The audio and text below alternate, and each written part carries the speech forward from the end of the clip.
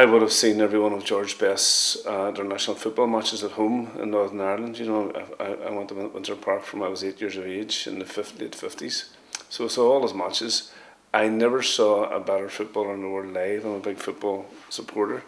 So George Best was just, you know, kind of God to you through all your adult life. I went to his testimonial. I brought a crowd down from Trafford when it wasn't easy to go to Windsor Park in the early 80s, the mid 80s I think it was, to his testimonial, because I just wanted to say thank you for the great pleasure this man had brought to us all from many men. There you are, lads. Old Trafford. This isn't Old Trafford, mister. Don't you mean the bloody football stadium? I thought you meant the Old Trafford. Home of Lancashire County Cricket Club. Greatest cricket club on God's good earth. Oh, that a long time. Whoa! George! He's in a hurry! We're gonna get killed before we get kicked in the ball! Hey, boys! Old Trafford. Manchester United.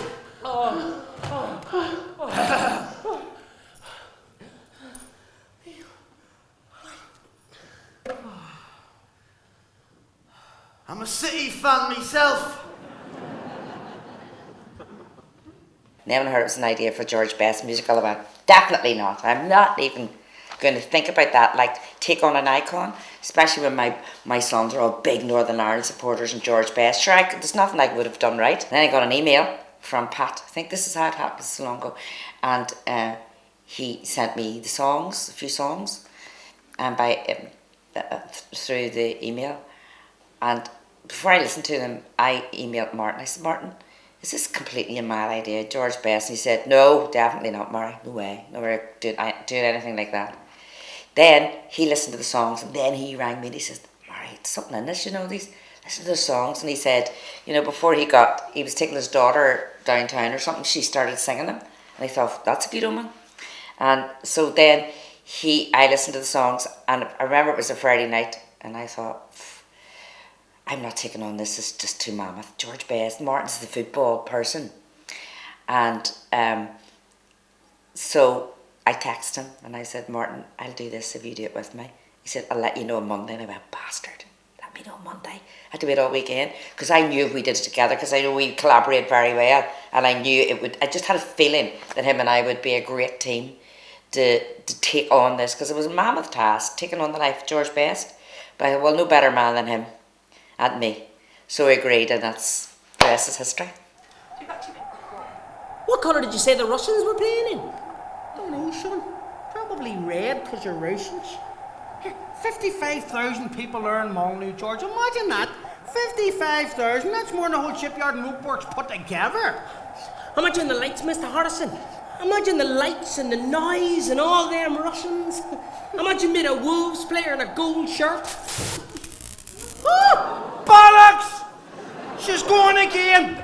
Mum, when we get her outside. Huh? What do you think of that, George, eh? Here, I'll tell you this here and that. Before God calls me, and I gather up a few pounds, I am going to go to one of them our matches, I swear. Mr. Harrison, right, one day, right, I'm gonna play in one of them there matches. You need to get a few plates of spuds in you before you could do that, son. There's no pickings on you. You've seen better legs hanging out of a bird's nest. You know, I'm writing in the theatre professionally 30 years, and I've never seen a demand for tickets as I saw for Dancing Shoes. I mean, just phenomenal. From the first night it went up, the demand for tickets grew every night. Excuse me, to the point where we ended up, there was 3 days became available. I don't know how or why, but 3 days became available, and we released them at 10 o'clock in the morning, and they were sold out by 4 o'clock that day. 3 days of tickets, 3,000 people. So 23,000 people in total saw it. So I brought on a few London producers and the Manchester people from Larry. Obviously, George Best's second city's Manchester. And they were very, very interested, but some of them showed a bit of caution of whether or not it would travel outside Belfast. So the exercise of this process is we're doing a 7-city tour. We're doing Belfast, Dublin, Manchester, Glasgow, Derry City and Limerick. And that will tell us a lot more about the play.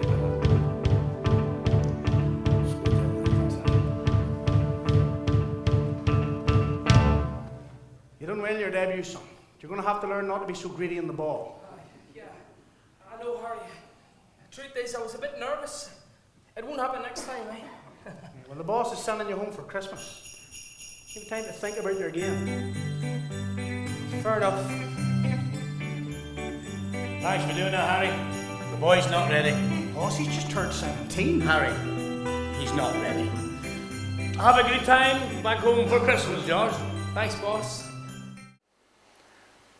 The casting was hysterical. We went all over the place to find our George Best. We got it down to 2. We got it down to Aidan and one other guy.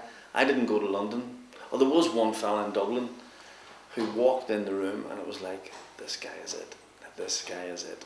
He acted unbelievably. He he tore the place apart. So then we said, can you sing? And he was a wee bit sheepish. And he sang this song. I couldn't tell you what the tune was. I mean, it was unbelievable. And I said, well, I don't know that song. Maybe it just has a really weird tune. So I said, look, could you pick a conventional song, any song? And he settled on Yesterday by the Beatles. Well, I'd never heard a song like that before.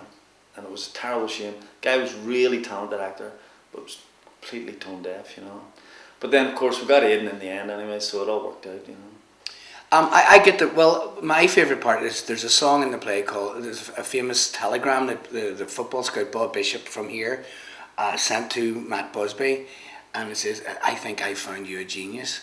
And it's a solo song, and I get to sing that, so that would be my... Could you give us a verse of it? Could you give us a verse? I will indeed. It's sort of slow and builds up. He could be 6 feet tall, in fact he's small, but this boy's answering to every call. He's 15 now, but he looks like he could pass for 10. But don't let that put you off, because this boy's a genuine, real one-off. We may never see the likes of this young boy again. We may never see the likes of this young boy again. And then it goes, Mr. Busby, read this please. I thought my eyes were being deceived. Saw this magic wonder boy. I can't describe my words of joy. I think I found you a genius. I think I found you the one. I think I found you a genius. And I just love watching. That's great, thank you. So I think no extra charge for that. So no,